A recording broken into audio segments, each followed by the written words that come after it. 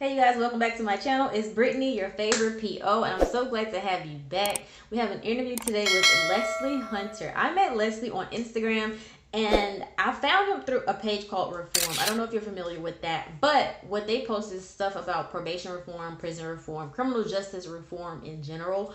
So when I found him, and I saw the amazing work that he was doing in the community, I'm like, I have to reach out to him. I have to get him on the channel. You guys, you're in for a treat. So sit back, relax, and enjoy this interview with Leslie Hunter.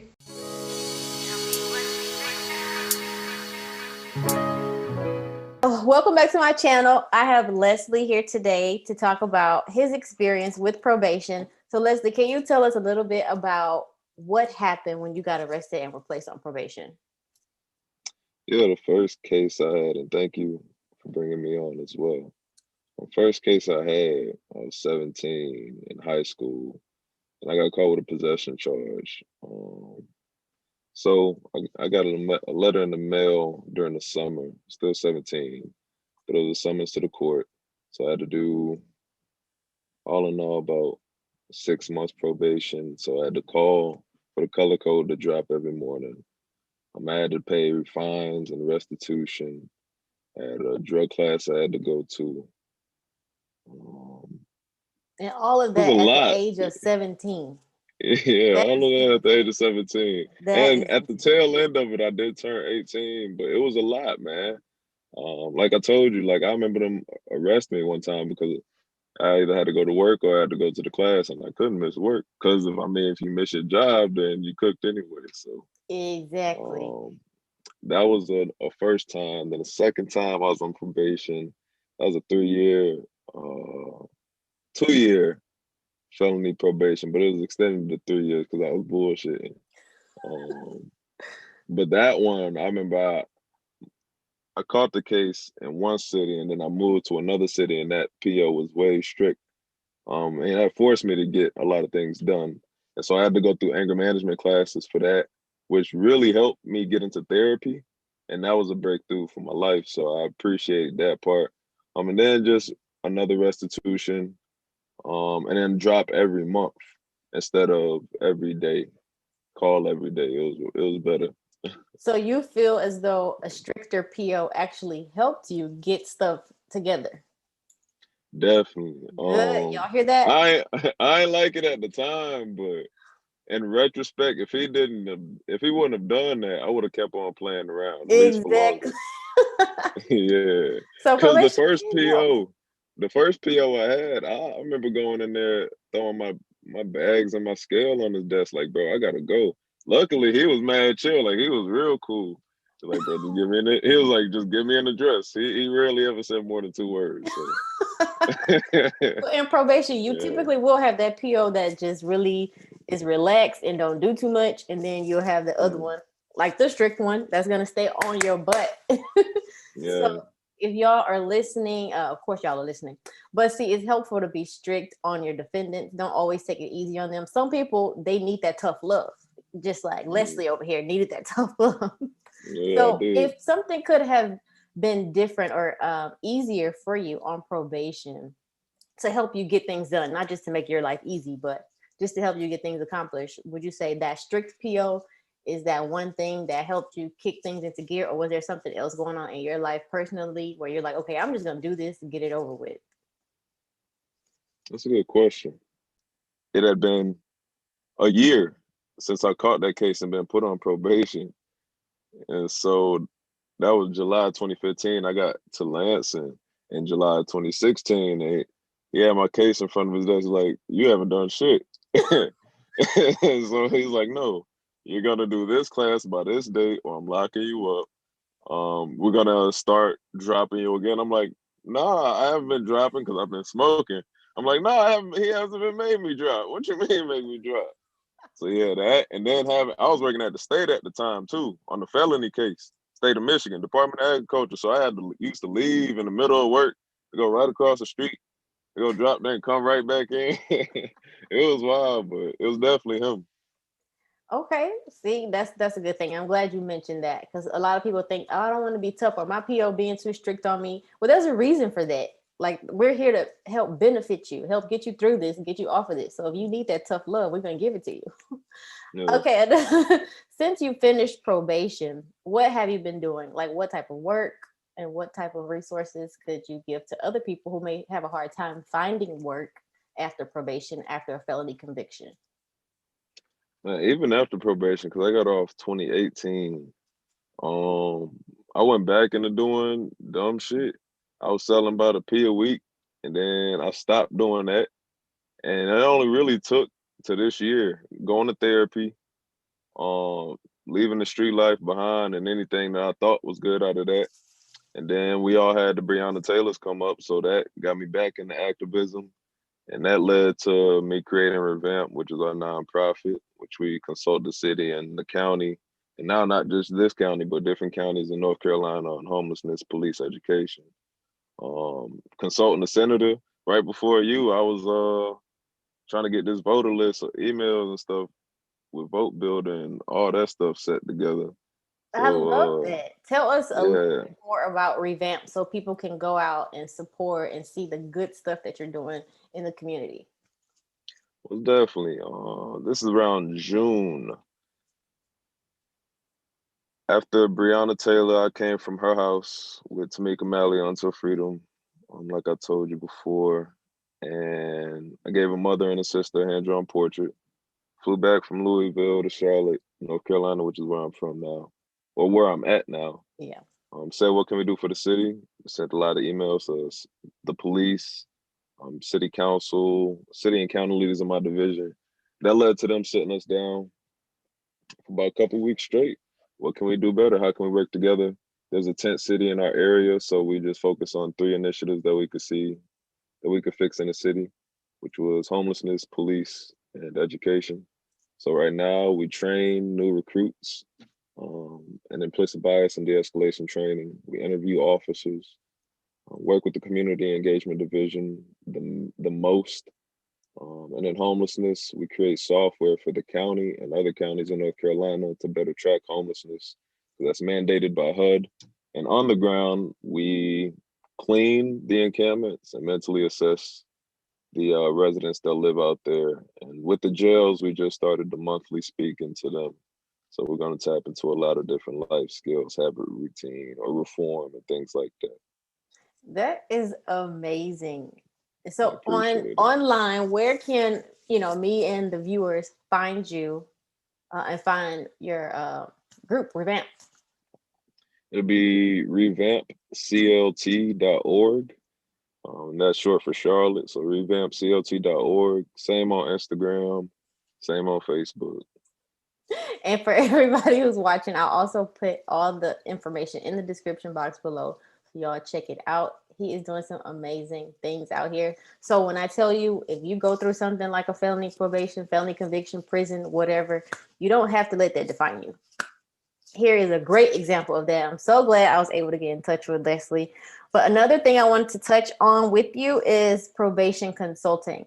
So I switched from being a PO to a probation consultant. So when you first got into probation, do you feel as though you wish you had someone to tell you what you were really getting into, how to navigate it? Or do you feel as though you were just put into it and you were just confused? How did that go for you the first time when you were 17? I was real confused. I didn't even know, like, I You didn't had no really know idea. anything. Yeah, I had no idea. So I Did you have definitely wish I family had to somebody. help you out at that time? My sister would just take me up to the courts, but she never assisted me with no papers or nothing. Nobody So, really assisted me with no papers. It was just me and whoever.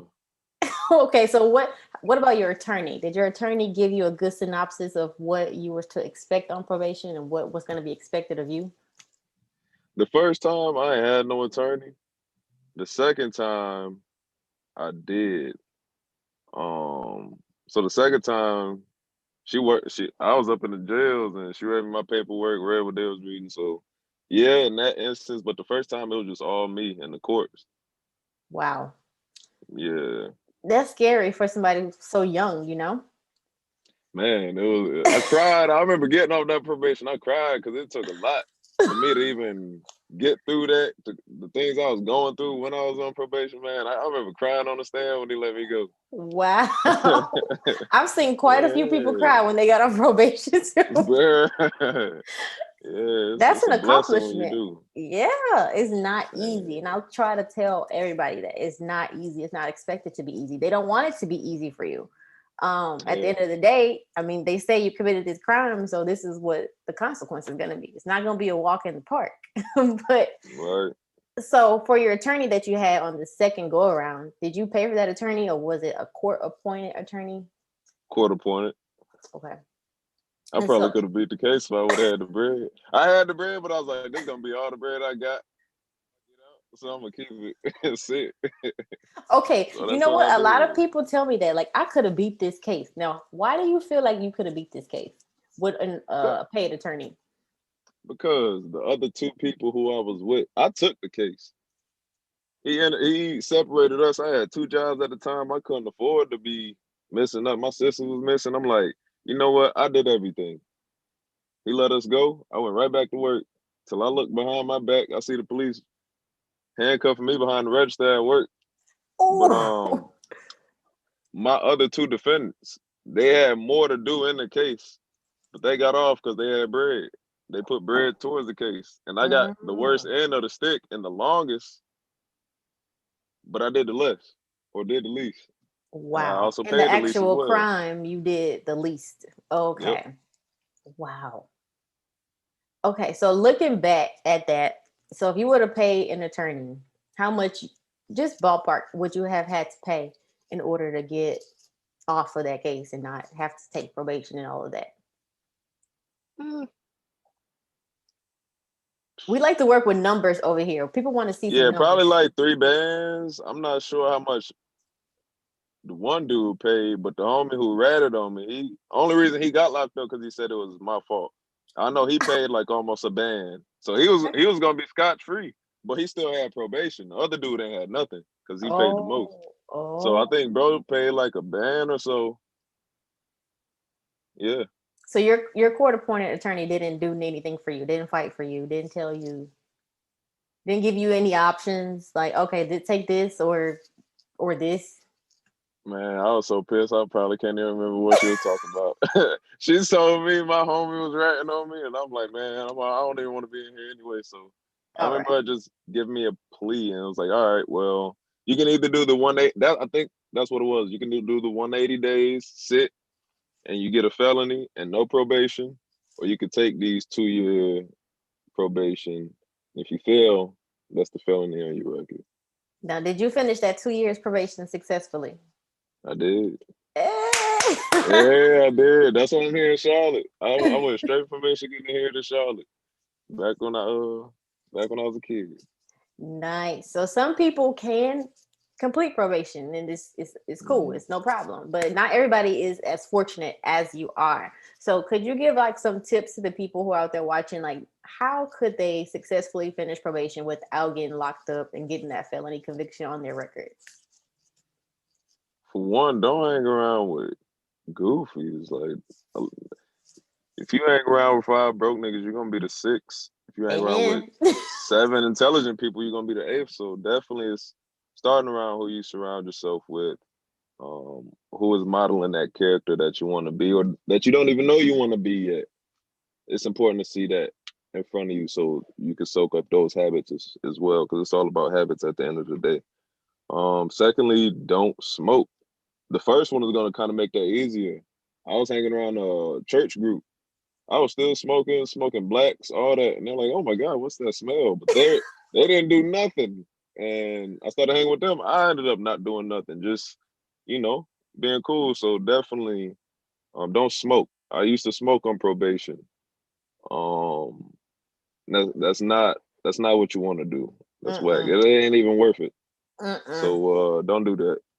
Yeah, it's definitely the people you surround yourself with, and replace those habits with good habits.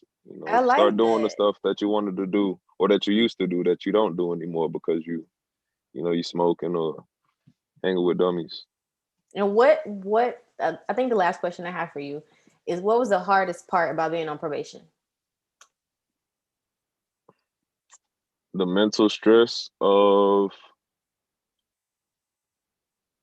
constantly being paranoid, constantly thinking, "Oh, I gotta keep this, and this job." You don't even get to focus on your career because you're so focused on, "Damn, I gotta take any job just in case." So you really start late and a Yeah. lot of mentally. So it's really just the mental struggle that you go through. It's hard. A lot of people have told me that it's very taxing. You be stressed out thinking, "Oh, I got to Yeah. do this. I got to pay this. I got to," and yeah, you can't focus on what you really need to be focused on in life. You stuck in survival mode. That's all that is. It's just survival mode, and that's not good. Do you feel as though there's ever a time where it's more beneficial to just sit down, take the county time, or take the jail time versus taking probation? That second time, I honestly wish I would have took the jail time. Cause for one, they treated me better on the inside than anybody ever treated me on the out. My first night, they set up my mattress.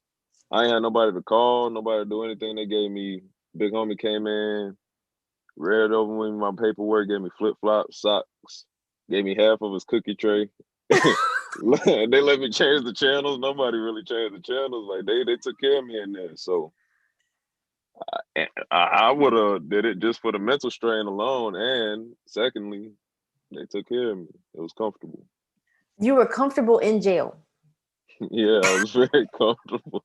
I was so pissed, man. I remember I had a bunkie. Me and him, he was like 40 years old. Me and him ain't talked for about a week. We just go to sleep every night. Then one day, I remember I asked him, and he asked me, "Man, what you in here for?" And we just started talking. And I remember he was crushed because he was in the halfway house. He was right there.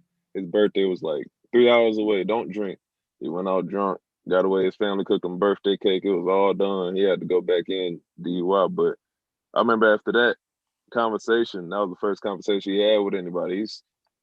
He started playing spades with everybody. He had the biggest laugh, but was like 3'2". So he just started opening up, and he was so happy to just start talking to everybody. And he was a man. Like, but I'm glad we got the bond off that. Like, just little moments like that. Yeah, I was very comfortable. That is the Very first comfortable. time somebody has ever told me they were comfortable in jail. Really? Wow. I don't know. They love me. Oh wow. Yeah, I you ain't say about 3 words. For real. okay. Well, I appreciate you sharing your story. And once again, for the people, let them know where they can find you on social media and the good stuff that you're doing in the community to help homelessness, to help ex convicts, people in jail, doing your speaking events. Let them know. You can catch me at My Leslie Hunter. That's MILESLIE Hunter, my first and last name, on Instagram. And that's pretty much it. That's all I'll be on. All right. That's good. Thank you. Thank you Yeah, so much. I really appreciate it. And I am going to be following you and everything that you're doing. If there's something that I can do to help, let me know because I want to most help too. definitely. Oh, for sure.